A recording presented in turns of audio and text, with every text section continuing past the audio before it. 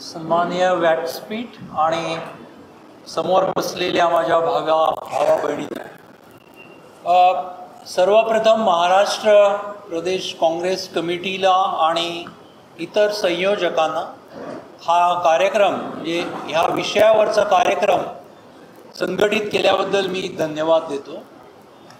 आज गेली जवळपास 11 वर्ष मोदींची राजवट आपल्या देशावर आहे आणि देशातील बँकिंग क्षेत्राचं संपूर्ण त्याचा आकार उकार त्याचं रंगरूप बदलेल की काय अशा पद्धतीच्या गेल्या काही वर्षातले निर्णय आहेत. त्याला कदाचित अजून वेग येऊ शकतो आणि म्हणून हा विषय सार्वजनिक सभांमध्ये चर्चेला जाण्याची खूप गरज होती. बँकिंग क्षेत्र हे सार्वजनिक मालकीचं त्याचं प्रभुत्व स्थान असावं का नसावं याच्या चर्चा आपल्या देशामध्ये अनेक दशकं चालू आहेत. विशेषतः बँकांच्या राष्ट्रीयकरणानंतर 1969 नंतर.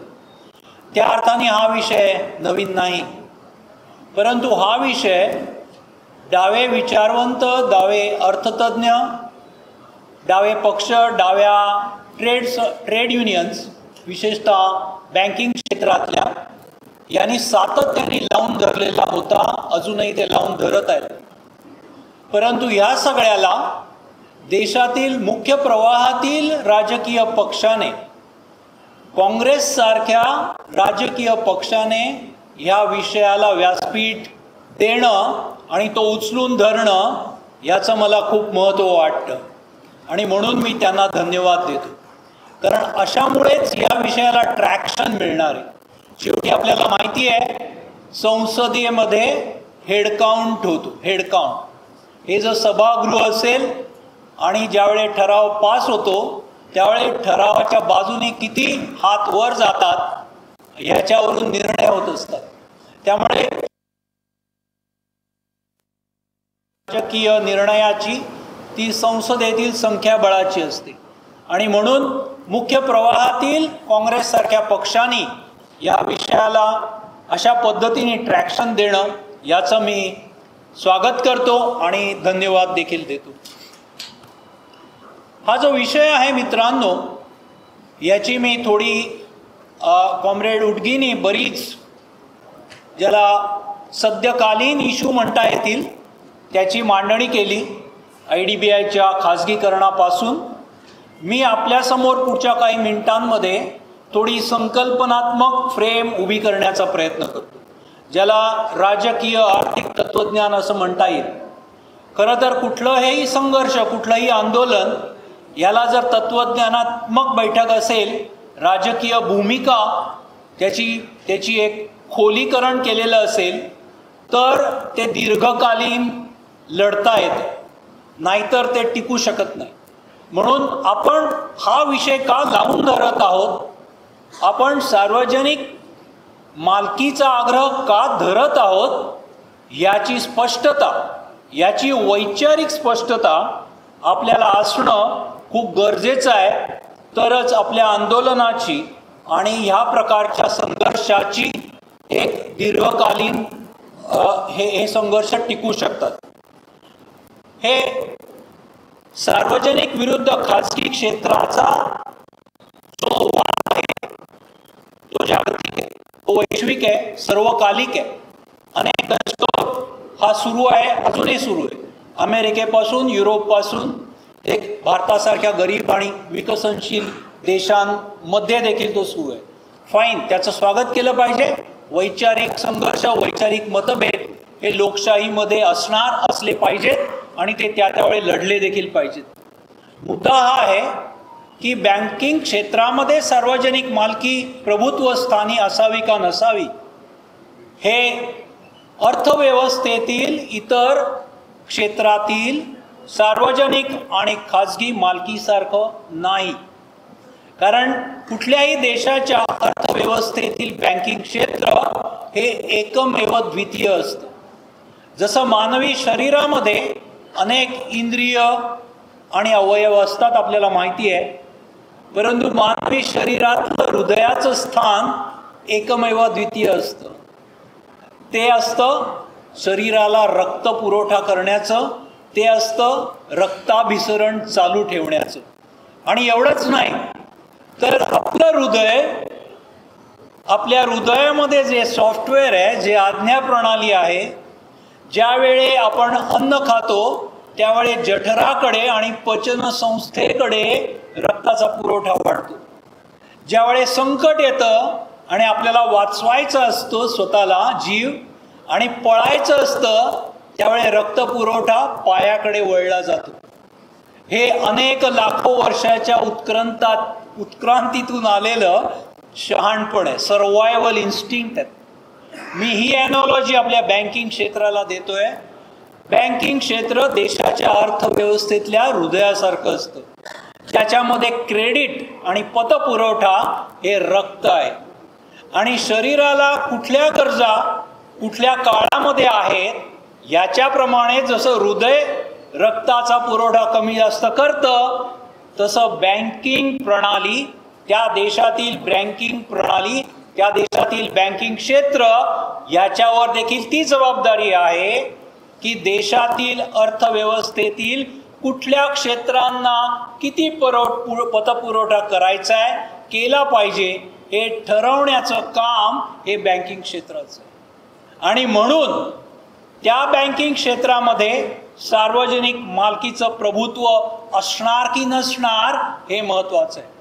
विशेषतः आपल्यासारख्या गरीब आणि विकसनशील देशामध्ये, जिथे अनेक जवळपास 70 ते 80% आपली लोकसंख्या अजूनही दहिमालाच्या प्रश्नामध्येच गुंतलेली आहे आणि क्रेडिट, पतपुरवठा ही त्यांची लाईफलाईन आहे. त्यामुळे या सगळ्या गोष्टी जर लक्षात ठेवल्या तर आपल्याला त्याचा एक व्यापक, जसं मी म्हणालो, एक फ्रेम तयार होईल की आपण सार्वजनिक मालकीचा आग्रह कशासाठी धरत आहोत. आपण पुढे बघणार आहोत की सार्वजनिक मालकी आणि सार्वजनिक बँका याचं समर्थन करण्याचं जे याची जन्मकथा आहे, याचं जे जेनेसिस आहे, ज्याचा उल्लेख शिदोरीच्या अंकामध्ये आहे आणि आपण इथे बसलेला जो वयोगट मला दिसतोय त्या सगळ्यांनाच माहिती आहे. 1969 साली इंदिरा गांधींनी केलेलं राष्ट्रीयकरण वगैरे त्या डिटेल्समध्ये मी जात नाही, परंतु त्याच्या मागचं जे राजकीय तत्वज्ञान होतं त्याची पुनर्उजळणी करण्याची गरज आहे. परत त्याची पुनर्उजळणी करण्याची गरज आहे. तरच मी मगाशी म्हटलं त्याप्रमाणे आपण सार्वजनिक मालकीचा आग्रह का धरत आहोत याची आपल्याला स्पष्टता येईल, त्याच्यातून कन्व्हिक्शन येईल आणि ती कन्व्हिक्शन आपली ताकद असते. 1969 साली राष्ट्रीयकरणापूर्वीची जी अवस्था होती ती स्वातंत्र्यानंतर जवळपास 20 वर्ष झाली होती. स्वातंत्र्य आंदोलनामध्ये आपल्या देशामध्ये लाखो सामान्य नागरिकांचा सहभाग होता. शेतकरी, ग्रामीण, अनेक प्रौढ स्त्री पुरुष, विद्यार्थी, कामगार, मध्यमवर्गीय, आपल्या देशाच्या स्वातंत्र्य आंदोलनाची खासियत राहिलेली आहे की त्याच्यातला सहभाग अतिशय व्यापक होता. अनेक लोकांनी हौतात्म्य देखील पत्करलं. का, कशासाठी, हा प्रश्न परत विचारला पाहिजे, ज्याचा संबंध आजच्या विषयापर्यंत येऊन भिडतो. ब्रिटिशांपासून राजकीय स्वातंत्र्य मिळवायचं होतंच, परंतु स्वातंत्र्य आंदोलनात सहभागी झालेल्या सगळ्यांना भुकेपासून स्वातंत्र्य पाहिजे होतं, रोजगार पाहिजे होता. आपल्याला त्यांच्या घरात जन्मलेल्या पिढ्यांच्या भविष्याबद्दलची जी धूसरता होती, जी अनिश्चितता होती, त्या अनिश्चिततेपासून त्यांना स्वातंत्र्य पाहिजे होतं. राजकीय स्वातंत्र्य was not an end in itself. राजकीय स्वातंत्र्य त्यांना त्यांच्या भौतिक ज्या वंचितावस्था होती त्यांची अनेक अर्थाने त्याच्यापासून स्वातंत्र्याकडे जाण्याचा प्रवास होता. आणि 1969 सालचं राष्ट्रीयकरणाचा जो निर्णय होता तो त्या परिप्रेक्षामध्ये बघायला पाहिजे. कारण गेल्या स्वातंत्र्यानंतरच्या 20-22 वर्षामध्ये आपले पहिले आपल्या देशाच्या अर्थव्यवस्थेच्या पायाभरणीसाठी अनेक गोष्टी केल्या, अनेक संस्थांची उभारणी केली, सार्वजनिक क्षेत्र उभी केली, औद्योगिक संस्था उभ्या केल्या. परंतु या सगळ्यामध्ये सगळ्यात एक मोठा जो बॉटलनेक होता तो होता भांडवलाच्या पुरवठ्याचा. देशांतर्गत बचती गोळा करणाऱ्या यंत्रणा कमकुवत होत्या आणि मुख्य म्हणजे त्या सर्व खासगी मालकीच्या होत्या. ज्या खासगी मालकीच्या बँका शहरांपुरत्या मर्यादित होत्या, त्या काळातील श्रीमंत व्यापारी आणि औद्योगिक घराणी यांचीच त्या काळजी घेत होत्या.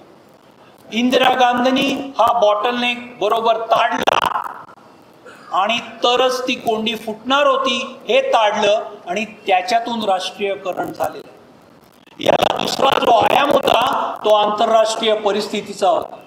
आपल्याला माहिती आहे त्या काळामध्ये एका बाजूला अमेरिकेच्या प्रभुत्वाखाली असलेली पाश्चिमात्य भांडवलदारी राष्ट्र आणि दुसऱ्या बाजूला सोव्हिएत युनियनच्या रशियाखाली असलेली समाजवादी राष्ट्र.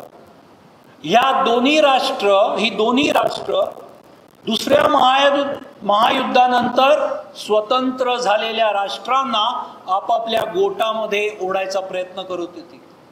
पंडित जवाहरलाल नेहरूंनी आंतरराष्ट्रीय पातळीवरती जी अलिप्ततावादाची भूमिका मांडली, ज्याच्यातून आम्ही कुठल्याही गोटामध्ये जाणार नाही, आम्ही आमचा मार्ग स्वतंत्रपणे चोखाळू, आम्ही मदत घेऊ पण परावलंबित्व घेणार नाही, अशी ती फिलॉसॉफी होती. राजकीय पातळीवरती असलेला अलिप्ततावादाची जी फिलॉसॉफी होती त्याचंच प्रतिबिंब पंडित जवाहरलाल नेहरूंच्या आर्थिक तत्वज्ञानामध्ये आपल्याला पाहायला मिळतं. आणि म्हणून राष्ट्राचं स्वावलंबन, राष्ट्रामध्ये तंत्रज्ञान आणि संशोधनाच्या संस्था उभ्या करणं, ह्या राष्ट्राची आर्थिक जडणघडण ही ज्याला इन हाऊस रिसोर्सेस वापरूनच केली पाहिजे हा आग्रह त्याच्यातूनच आलेला आहे. म्हणजे आंतरराष्ट्रीय पातळीवरती घेतलेल्या राजकीय भूमिका अलिप्ततावादाच्या आणि देशांतर्गत आर्थिक विकासाचं तत्वज्ञान याच्यामध्ये सुसंगती आहे.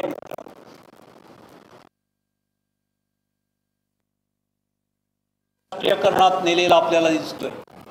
इंदिरा गांधींच्या राष्ट्रीयकरणामधलं जे मिशन होतं त्याची ही दोन उद्दिष्ट होती.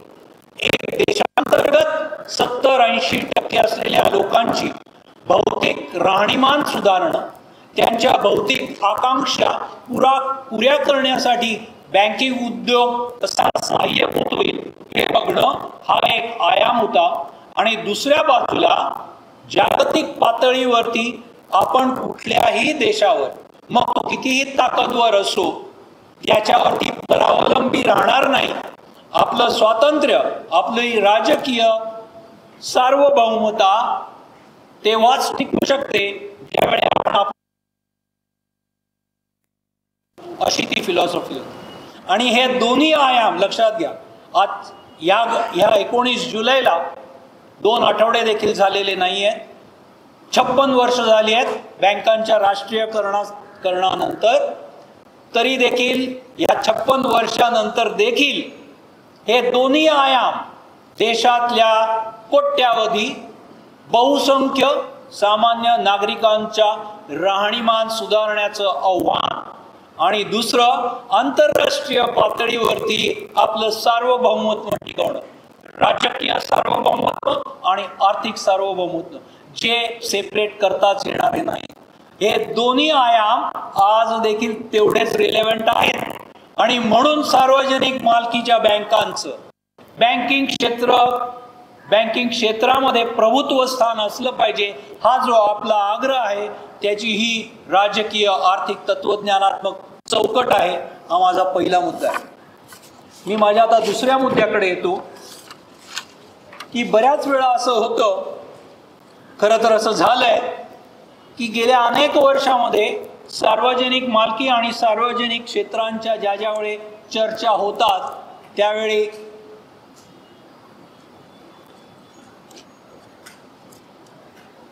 त्या हमखास खाजगी क्षेत्राशी तुलना करूनच होतात. तुम्ही सार्वजनिक क्षेत्राच्या बाजूचे का खाजगी क्षेत्राच्या बाजूचे अशा पद्धतीच्या बायनरीज आपल्या समोर टाकल्या जातात.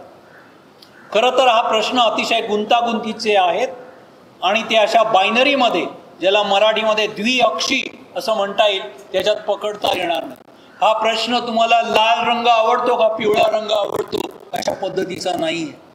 आज देशामध्ये, ज्या देशामध्ये मी मगाचपासून म्हणतोय तसं 70-80% लोकसंख्या अजूनही राहणीमानाशी झगडत आहे, त्यांच्या पुढच्या पिढ्यांचं भवितव्य अजूनही धूसर आहे इतक्या वर्षानंतर देखील, आपल्या देशातील 50% लोकसंख्या तरुण आहे, 35 वर्षाखालील आहे. हे सगळे प्रश्न आपल्या आजच्या विषयाशी संबंधित आहे. त्यामुळे प्रश्न असा विचारला पाहिजे की सार्वजनिक आणि खाजगी या बाजूचे तुम्ही आहात का, याच्याही पेक्षा आज 2025 मध्ये देखील भारतासमोर जी आर्थिक आव्हानं आहेत, भारताच्या अर्थव्यवस्थेला आकार देण्याची जी आव्हानं आहेत, त्यासाठी सार्वजनिक मालकी, बँकिंग क्षेत्रामध्ये सार्वजनिक मालकी प्रभुत्व स्थानी असली पाहिजे का नाही, हा प्रश्न सातत्याने विचारला पाहिजे. हे तुम्हाला सार्वजनिक आवडतं का खाजगी आवडतं असा तो व्यक्तिगत प्रश्न नाहीये. आणि हा जो सापळा आहे, हा सापळा नव उदारमतवादी आर्थिक तत्वज्ञानाने टाकलेला सापळा आहे. दरवेळे बायनरीमध्ये विचार करणं, या सापळ्यातून लवकरात लवकर बाहेर आलो तरच आपण सार्वजनिक व्यासपीठांवरती सार्वजनिक मालकीचे समर्थन करू शकतो.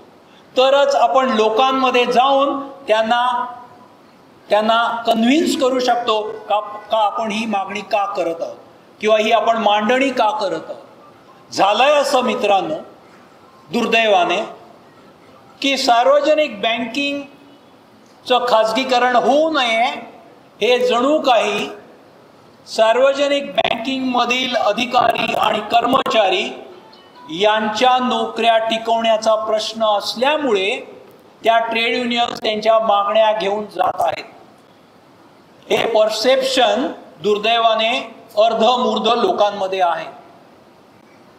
हे आहे की सामान्य लोकांना सार्वजनिक और बँकिंग क्षेत्रामध्ये सार्वजनिक मालकीच्या बँका प्रभुत्व स्थानी असणं, त्या तगड्या असणं, हा आपला जिव्हाळ्याचा प्रश्न आहे, हा आपल्या जीवन मरणाचा प्रश्न आहे. हे जेवढ्या कन्व्हिन्स पद्धतीने व्हायला पाहिजे तेवढं रुजलेलं नाही. आणि इथे संबंध जनमानसाचा येतो, इथे संबंध लोकांच्या राजकीय शिक्षणाचा येतो, इथे संबंध नॅरेटिव्ह सेट करण्याचा येतो. लक्षात घ्या, नॅरेटिव्ह हे राजकीय वैचारिक संघर्षामधलं सगळ्यात मोठं हत्यार आहे आणि आपल्याला ते अजून धारदार करावं लागेल. मी जवळपास 50 वर्ष डाव्या चळवळीशी संबंधित आहे अजूनही.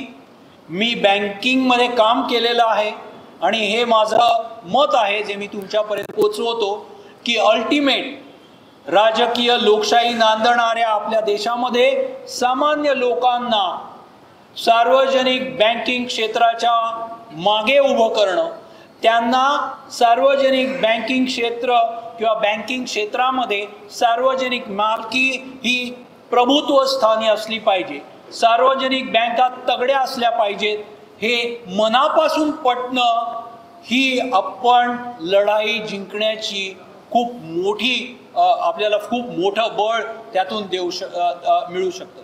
आणि परत त्याचा संबंध आजच्या सार्वजनिक सभेशी, अशा सभा वेगवेगळ्या ठिकाणी होणं, याच्यासाठी लिटरेचर तयार करणं आणि मी मगाशी म्हटलं त्याप्रमाणे नॅरेटिव्ह सेट करण्याचा संबंध आहे. हे नॅरेटिव्ह सेटिंगसाठी वैचारिक भूमिका घेणं, त्या लोकांना समजतील अशा भाषेमध्ये पोचवणं, अशा पद्धतीने ते आपण पुढे नेलं पाहिजे. कॉम्रेड उटगीने ऑलरेडी प्राधान्य क्षेत्र, ज्याला प्रायोरिटी सेक्टर लेंडिंगच्या बद्दलची मांडणी केली आहे. या नॅरेटिव्ह सेटिंगमध्ये बरंच काही बोलता येईल. मी फक्त 3 गोष्टींचा थोडक्यामध्ये उल्लेख करतो. त्या गोष्टी, पहिली गोष्ट ज्याला डायरेक्टेड लेंडिंग म्हणतात. बँका, खाजगी बँका पण पतपुरवठा करू शकतात. लक्षात घ्या, मुद्दा पतपुरवठा करण्याचा नाहीये, मुद्दा आहे तो पतपुरवठा, बँकिंग क्षेत्राकडून होणारा पतपुरवठा आणि देशासमोर असणारे अर्थव्यवस्थेचे प्राधान्यक्रम याच्याप्रमाणे होतोय की नाही. खाजगी क्षेत्रातील बँका क्रेडिटचा पतपुरवठा हा मार्केट तत्वाप्रमाणे करतात. त्याचा संबंध देशाच्या समोर असलेल्या आर्थिक आव्हानांशी असेलच असं नाही. आणि म्हणून देशाची आर्थिक प्रगती करायची असेल, देशाला स्वावलंबी करायचं असेल आजच्या बदलत्या आंतरराष्ट्रीय परिस्थितीमध्ये, तर शासनाकडे अशा पद्धतीचे अधिकार हवेत की कुठल्या क्षेत्राला किती पतपुरवठा गेला पाहिजे. आणि म्हणून सार्वजनिक मालकी प्रभुत्व स्थानी असणं हे जो डायरेक्टेड लेंडिंगचा आहे, ज्याचा संबंध बँकिंग क्षेत्रात सार्वजनिक मालकी प्रभुत्व स्थानी असणार की नसणार याचा आहे. दुसरा नॅरेटिव्ह सेटिंगचा संबंध आहे जो जनमानसापर्यंत जाऊन भेटतो, जनतेच्या भौतिक गरजांपर्यंत जाऊन भेटतो, तो आहे पतपुरवठ्याच्या टर्म्स, पतपुरवठ्याचे व्याजदर काय असणार. आपल्याकडे 70-80% लोकांच्या ज्या उपजीविकेच्या इन्कम जनरेटिंग ऍक्टिव्हिटीज आहेत त्याच्यातून अतिशय मार्जिनल सरप्लस, अतिशय कमी प्रमाणामध्ये सरप्लस तयार होतो.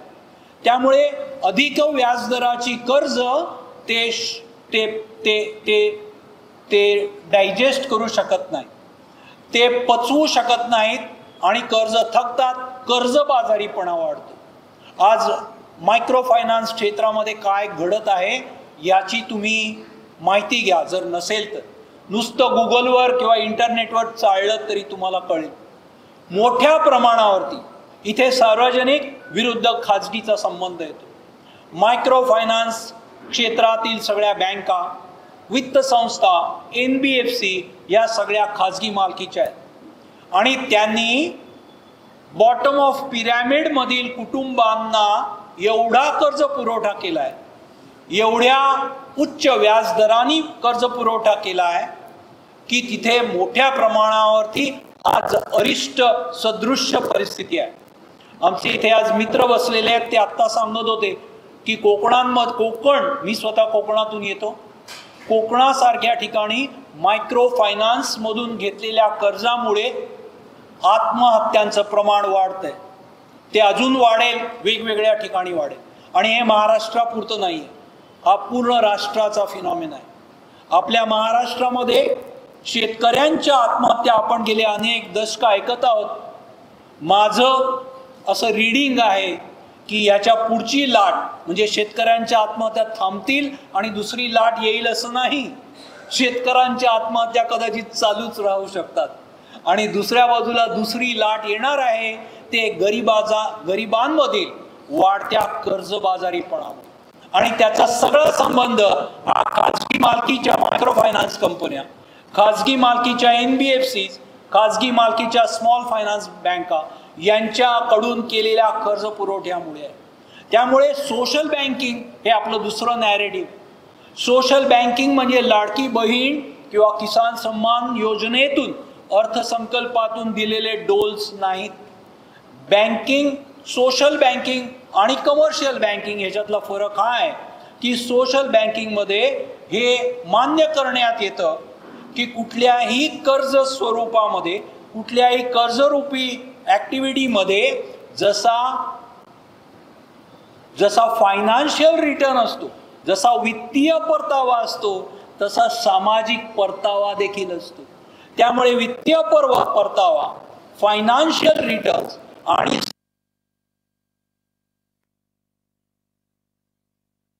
डोळ्यासमोर ठेवून केलेलं बँकिंग म्हणजे सोशल बँकिंग. आणि तिथे सार्वजनिक मालकी आपली महत्वाची ठरते. बँकिंगमध्ये आपला तिसरा नॅरेटिव्ह असणार आहे तो राजकीय, देशाच्या सार्वजनिक सार्वभौमतेचा, ज्याचा उल्लेख मी केला. फक्त थोडक्यात 2 मिनिटात आत्ताच्या परिस्थितीचे ठोकताळे घेतो. आपल्याला कल्पना आहे ट्रम्प तर आज हाऊसहोल्ड नेम झालेला आहे. आज सगळ्या लोकांना डोनाल्ड ट्रम्प माहिती आहे, कारण त्याच्या सतत बातम्या येत असतात.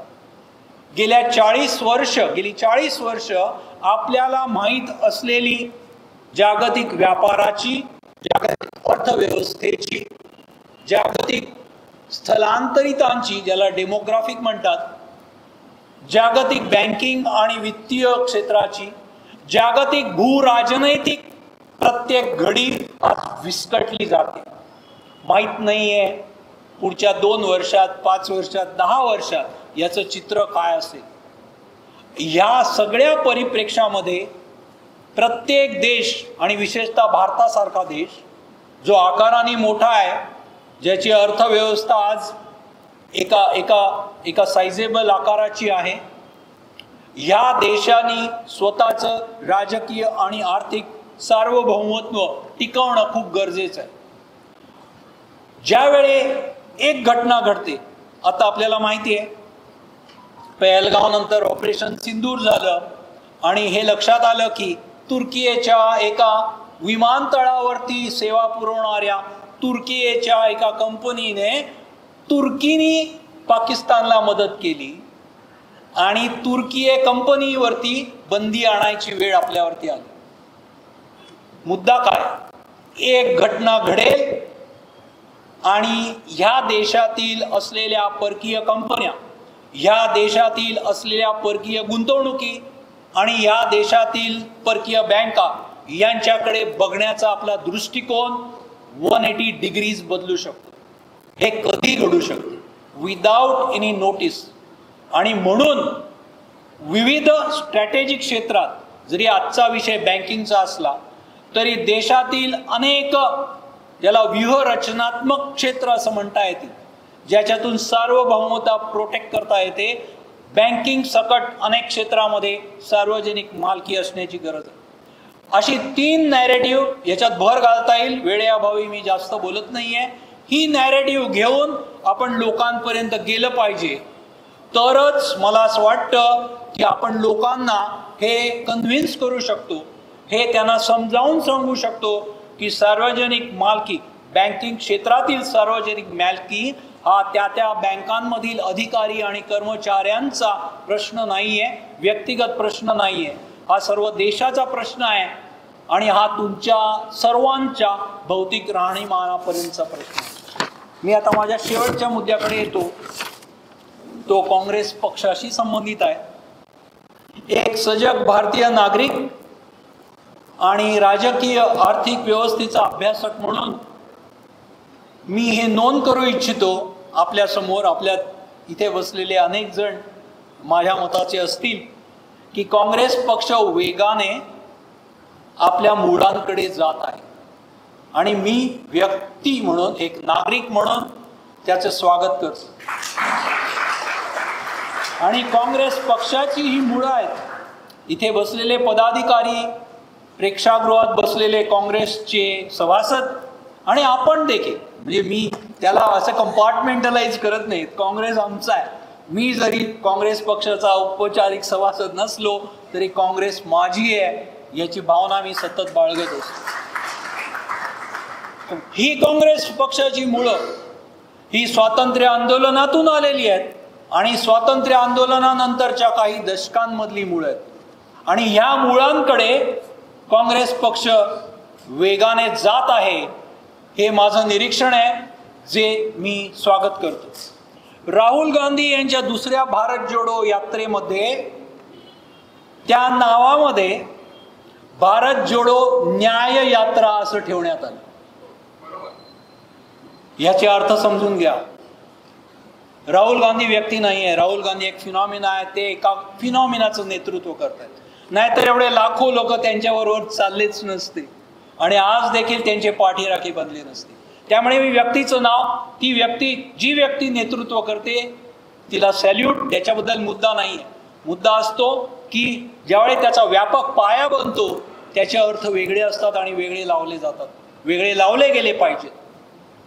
भारत जोडो यात्रेच्या दरम्यान हे लक्षात आलं आणि म्हणून नावात बदल केला की देश आणि समाज एकसंघ करणं पुरेसं नाही. एकसंघ करणं हे एंड इन इट सेल्फ नाही.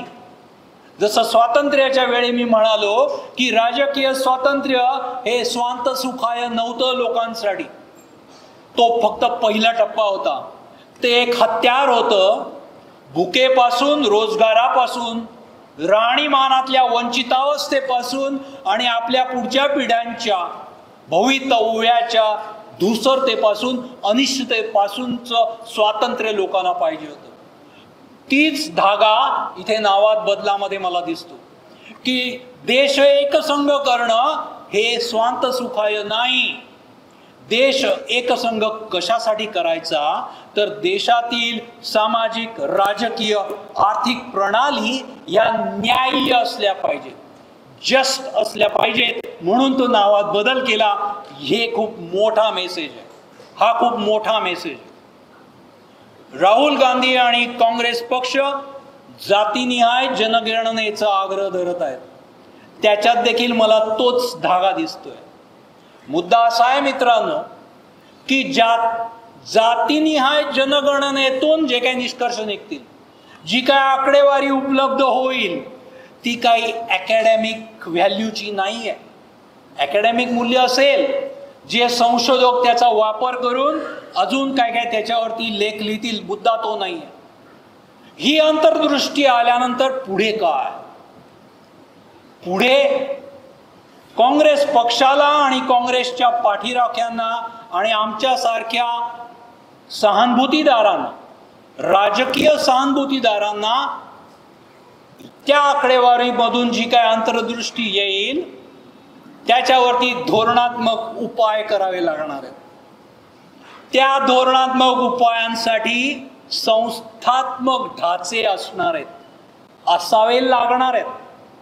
तुम्हाला इन्स्टिट्यूशनल इन्स्ट्रुमेंट असल्याशिवाय धोरणं लाभवता येत नाही.